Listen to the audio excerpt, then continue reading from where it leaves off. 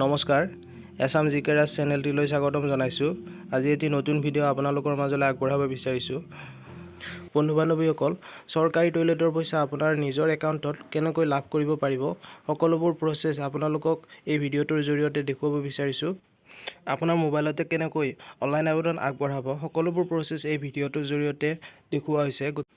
গতিকে ভিডিঅ'টো অলপো স্কিপ নকৰাকৈ শেষলৈকে চাই ল'ব আৰু লগতে ভিডিঅ'টোৰ ডেছক্ৰিপশ্যনত দিয়া লিংকটোত গৈ আপোনালোকে কেনেকৈ অনলাইন আবেদনখন ফিল আপ কৰিব লাগিব, সকলোবোৰ প্ৰচেছ আপোনালোকক আগবঢ়াব বিচাৰিছোঁ। বলকচোন।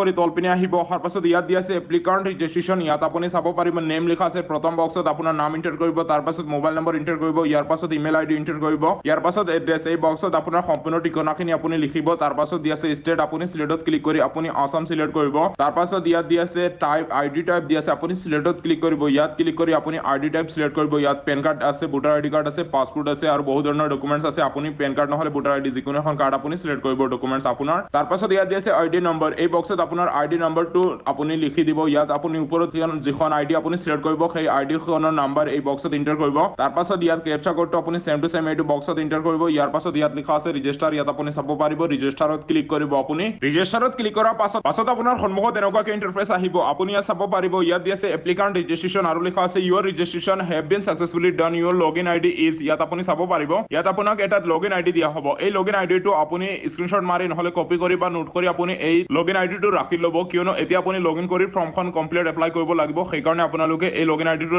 ৰাখি ল'ব। লগইন আইডিটো ৰখাৰ পাছত ইয়াত দিয়া আছে হোম, আপুনি হোমত ক্লিক কৰিব। হোমত ক্লিক কৰাৰ পাছত আপুনি অলপ সময় ৱেইট কৰিব। তাৰ পাছত আপোনাৰ সন্মুখত এনেকুৱাকৈ ইণ্টাৰফেচ আহিব। ইয়াত আপুনি চাব পাৰিব ইয়াত দুটা অপশ্যন দিয়া আছে, অফিচিয়েল লগইন আৰু দিয়া আছে এপ্লিকাণ্ট লগইন। আপুনি অফিচিয়েল লগইন নহয়, আপুনি এপ্লিকাণ্ট হয়।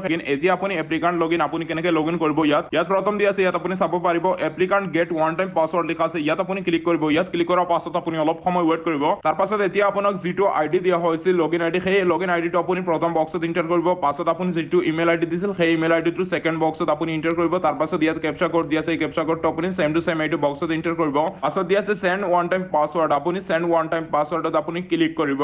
চেণ্ড ওৱান টাইম পাছৱৰ্ডত ক্লিক কৰাৰ পাছত আপুনি চাব পাৰিব ইয়াত দিয়া আছে applicant get one time password has been send to register email mobile number. আপোনাৰ মোবাইল নম্বৰত আৰু আপুনি এতিয়া ৰেজিষ্টাৰ কৰাৰ সময়তে যিটো ইমেইল আইডি দিছিল সেই ইমেইল আইডিত এটা ওৱান টাইম পাছৱৰ্ড চেণ্ড কৰা হৈছে, আপুনি চেক কৰিব। পাছত আপুনি হোম লিখা আছে, আপুনি হোমত ক্লিক কৰিব। হোমত ক্লিক কৰাৰ পাছত আপুনি অলপ সময় ৱেইট কৰিব। তাৰ পাছত আপুনি চাব পাৰিব ইয়াত দিয়া আছে লগইন আইডি, আপুনি এই বক্সত লগইন আইডিটো এণ্টাৰ কৰিব। ইয়াৰ পাছত পাছৱৰ্ডটো এই বক্সত এণ্টাৰ কৰিব, যিটো আপুনি ইমেইলত পাব সেই পাছৱৰ্ড আপুনি এই বক্সত এণ্টাৰ কৰিব। ইয়াৰ পাছত ইয়াত দিয়া আছে কেপচা কোড, এই কেপচা কোডটো আপুনি এইটো বক্সত এণ্টাৰ কৰিব। ইয়াৰ পাছত দিয়া আছে লগইন, আপুনি লগইনত ক্লিক কৰিব। লগইনত ক্লিক কৰাৰ পাছত আপুনি অলপ সময় ৱেইট কৰিব, অলপ লোডিং হ'ব, আপুনি অলপ সময় ৱেইট কৰিব। তাৰ পাছত আপোনাৰ সন্মুখত এনেকুৱাকৈ ইণ্টাৰফেচ আহিব। ইয়াত আপুনি আপোনাৰ নামটো পাব, পাছত আপোনাৰ লগইন আইডি পাব ইয়াত। তাৰ পাছত ইয়াত আছে কাৰেণ্ট পাছৱৰ্ড। এতিয়া আপুনি যিটো পাছৱৰ্ড ৰাখিছিল সেই পাছৱৰ্ডটো এতিয়া আপুনি চেঞ্জ কৰিব লাগিব।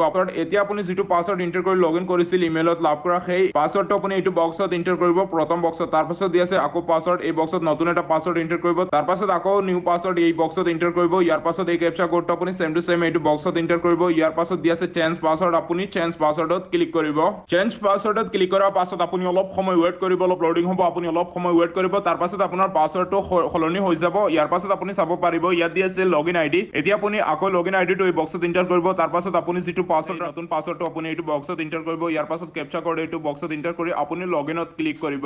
লগইনত ক্লিক কৰাৰ পাছত আপোনাৰ সন্মুখত এনেকুৱাকৈ ইণ্টাৰফেচ আহিব। এতিয়া আপোনালোকে চাব পাৰিব ইয়াত এখন ফৰ্ম খোল খাই গৈছে। এতিয়া এই ফৰ্মখন আপোনালোকে ফিল আপ কৰি ছাবমিট কৰিব লাগিব। প্ৰথমে এই ফৰ্মখনত আপোনাৰ কমপ্লিট ডিটেইলছখিনি ইয়াত থাকিব। এতিয়া আপুনি ৰেজিষ্টাৰ কৰাৰ সময়তে যিখিনি আপোনাৰ দিছিল ইয়াত আপোনাৰ ডকুমেণ্টছৰ নাম্বাৰ থাকিব, লগতে আপোনাৰ নাম, ইমেইল আৰু আপোনাৰ মোবাইল নাম্বাৰ থাকিব। তাৰ পাছত আপুনি তলত আহিব। তলত অহাৰ পাছত ইয়াত ষ্টেট আছাম এনেকুৱা থাকিব। তাৰ পাছত ডিষ্ট্ৰিক্ট, ইয়াত আপুনি চিলেক্টত ক্লিক কৰি আপুনি আপোনাৰ ডিষ্ট্ৰিক্টখনৰ নাম ইয়াৰ পৰা উলিয়াই আপুনি আপোনাৰ ডিষ্ট্ৰিক্টৰ নাম চিলেক্ট কৰিব। পাছত দিয়া আছে ULB নেম, আপুনি চিলেক্টত ক্লিক কৰি ইয়াৰ পৰা উলিয়াই আপুনি আপোনাৰ ULB নেম আপুনি আপোনাৰ চিলেক্ট কৰিব। তাৰ পাছত দিয়া আছে ৱাৰ্ড নাম্বাৰ, আপুনি চিলেক্টত ক্লিক কৰি আপোনাৰ ৱাৰ্ড নাম্বাৰ আপুনি চিলেক্ট কৰিব। ৱাৰ্ড নাম্বাৰ চিলেক্ট কৰাৰ পাছত ইয়াত আপুনি চাব পাৰিব নেম অফ এপ্লিকাণ্ট দিয়া আছে। এই বক্সত আপোনাৰ আধাৰ কাৰ্ডৰ নিচিনা আপোনাৰ সেম নামটো এই বক্সত এণ্টাৰ কৰিব। তাৰ পাছত দিয়া আছে জেন্ডাৰ, আপুনি চিলেক্টত ক্লিক কৰিব। ইয়াত ক্লিক কৰি আপুনি মেল ফিমেল যি হয় সেইটো চিলেক্ট কৰিব আপুনি। তাৰ পাছত ফাদাৰ হাজবেণ্ড নেম, ইয়াত আপুনি আপোনাৰ দেউতাৰ নাম লিখিব আৰু যদি ৱাইফাই এপ্লাই কৰি আছে তেন্তে স্বামীৰ নাম ইয়াত আপুনি ইন্টাৰ কৰিব তাৰ পাছত মোবাইল নম্বৰ এই বক্সত ইন্টাৰ কৰিব ইয়াৰ পাছত দিয়া আছে ৰেসিডেন্সিয়েল এড্ৰেছ লিখা আছে এই বক্সত আপোনাৰ ঠিকনা লিখিব তাৰ পাছত দিয়া আছে ষ্টেটাস অফ এক্সাইটিং টয়লেট আপুনি সিলেক্টত ক্লিক কৰিব সিলেক্টত ক্লিক কৰি ইয়াৰ পৰা আপুনি দ্বিতীয় অপচনটো সিলেক্ট কৰিব নট এক্সাইটিং এইটো আপুনি সিলেক্ট কৰিব আগতে আপুনি পোৱা নাই টয়লেট সেইকাৰণে আপুনি নট এক্সাইটিং সিলেক্ট কৰিব পাছত দিয়া আছে আদাৰ লিংকিড ট্ৰান্সফাৰ অন ইনসেন্টিভ লিখা আছে আপুনি এইটো ন অপচনত ৰাখিব তাৰ পাছত ইয়াত দিয়া আছে ডু ইউ হেভ আদাৰ নাম্বাৰ যদি আপোনাৰ আধাৰ কাৰ্ড নাম্বাৰ আছে তেন্তে আপুনি ইয়েছৰ টিক মাৰ্ক কৰিব ইয়েছৰ টিক মাৰ্ক কৰাৰ পাছত এই বক্সত আপোনাৰ আধাৰ কাৰ্ড নাম্বাৰটো ইন্টাৰ কৰিব ইয়াত দিয়া আছে আধাৰ নাম্বাৰ এই বক্সত আপোনাৰ আধাৰ কাৰ্ড নাম্বাৰটো ইন্টাৰ কৰিব আৰু যদি আধাৰ কাৰ্ড নাম্বাৰ নাই তেন্তে আপুনি ন অপচনত টিক মাৰ্ক কৰি এইটো এৰি দিব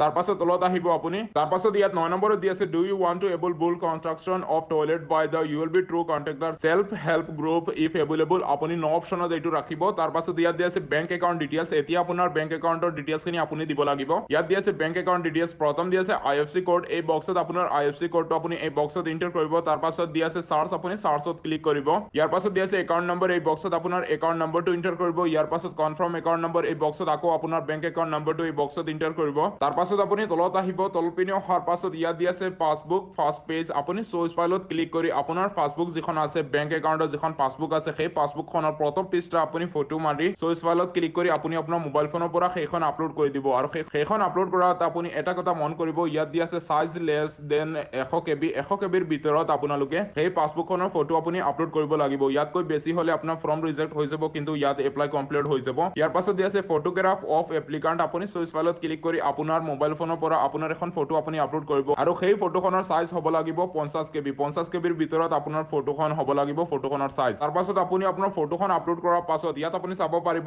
আই এগ্ৰি এটা বক্স দিয়া আছে এই বক্সত আপুনি টিক মাৰ্ক কৰিব আপোনাৰ সম্পূৰ্ণ ডিটেইলছখিনি এন্টাৰ কৰাৰ পাছত এতিয়া আপুনি তলপিনে আহিব অহাৰ পাছত ইয়াত দিয়া আছে এপ্লাই আপুনি এপ্লাইত ক্লিক কৰিব এপ্লাইত ক্লিক কৰাৰ পাছত ইয়াত দিয়া আছে please confirm all the details are filled currently আপুনি এতিয়া যিখন ফৰ্ম ফিল আপ কৰিছিল সেই ফৰ্মখন আকৌ চেক কৰিব কৈছে যে আপোনাৰ এই ফৰ্মখন কমপ্লিট শুদ্ধ আছে নেকি যদি শুদ্ধ থাকে তেন্তে আপুনি ইয়াত চাব পাৰিব ওকে লিখা আছে আপুনি ওকেত ক্লিক কৰিব আৰু যদি আপোনাৰ লাগে কিবা ভুল আছে তেন্তে আপুনি কেনসেলত ক্লিক কৰি আকৌ আপুনি এডিট কৰিব পাৰিব তাৰ পাছত আপুনি ওকেত ক্লিক কৰিব ওকেত ক্লিক কৰাৰ পাছত আপুনি অলপ সময় ওয়েট কৰিব অলপ লোডিং হ'ব আপুনি অলপ সময় ওয়েট কৰিব তাৰ পাছত ইয়াত দিছে please search IFC code in bank details মই এতিয়া যিটো আইএফসি কোড ইন্টাৰ কৰিছিলো সেই আইএফসি কোডটো ইন্টাৰ কৰাৰ পাছত মই সাৰ্চ আইকনত ক্লিক কৰা নাই সাৰ্চ বটনত ক্লিক কৰা নাই সেইকাৰণে ইয়াত এনেকুৱা প্ৰবলেম আহিছে আৰু আপোনাৰো এনেকুৱা আহিব পাৰে সেই ঠিক তেনেকুৱা যিসকলে এপ্লাই কৰাৰ পাছত কৈ থাকে যে মই পোৱা নাই বা মোৰ লিষ্টত নাম অহা নাই সেই কিছু প্ৰবলেমে অহা নাই আপোনাৰ ফৰ্মখন ৰিসেট কৰি দিয়া হয় সেইকাৰণে আপোনালোকে আগতে আপোনাৰ ফৰ্মখিনি শুদ্ধকৈ চেক কৰি তাৰ পাছত আপোনালোকে এপ্লাইত ক্লিক কৰিব ইয়াৰ পাছত এপ্লাইত ক্লিক কৰাৰ পাছত আপোনাৰ ফৰ্মখন ফাইনেলি সাবমিট হৈ যাব আৰু সাবমিট হোৱাৰ পাছত এতিয়া আপুনি কেইদিনমান ওয়েট কৰিব ওয়েট কৰাৰ পাছত আপোনাৰ গাঁও পঞ্চায়তত আপোনাৰ লিষ্টত নাম আহিব লিষ্টত নাম অহাৰ পাছত আপোনাৰ ঘৰত আহি সাৰ্ভে কৰিব ফিল্ড অফিচাৰে সাৰ্ভে কৰাৰ পাছত আপুনি চৰকাৰী টয়লেটখনৰ পইচা আপুনি ডাইৰেক্ট আপোনাৰ একাউণ্টত লাভ কৰিব পাৰিব সো বন্ধু বান্ধৱীসকল আজিৰ এইটো ভিডিঅ'ত এইখিনি আছিল আশা কৰিছো আপোনালোকে নিশ্চয় বুজি পাইছে আপোনালোকে এনেকৈ টয়লেটৰ বাবে অনলাইন আবেদন কৰিব আৰু যদি কিবা অসুবিধা হয় তেন্তে আপুনি নিশ্চয় মোক কমেণ্টত জনাব সো বন্ধু বান্ধৱীসকল আজিৰ এইটো ভিডিঅ'ত এইখিনি আছিল আশা কৰিছো আপোনালোকে নিশ্চয় বুজি পাইছে আৰু যদি ভিডিঅ'টো ভাল লাগে তেনেহলে চেনেলটো সাবস্ক্ৰাইব কৰিব আৰু ভিডিঅ'ত এটা লাইক দিব সো বন্ধুসকল আজিৰ মূল ভিডিঅ'ত এইখিনি আছিল